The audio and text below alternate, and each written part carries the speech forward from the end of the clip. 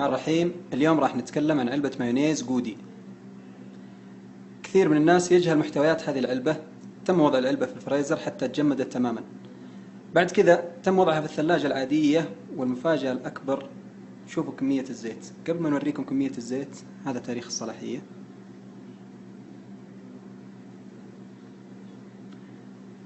نشوف كمية الزيت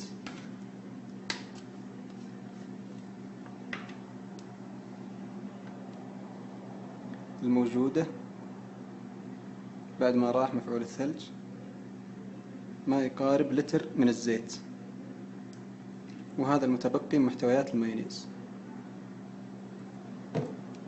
هذا الزيت. أتمنى يوصل المقطع هذا لأكبر شريحة ممكنة من المجتمع حتى يعرف الكثير أضرار الزيت المتراكمة داخل هذه العلبة، وأتمنى لكم الصحة والعافية. شكرا.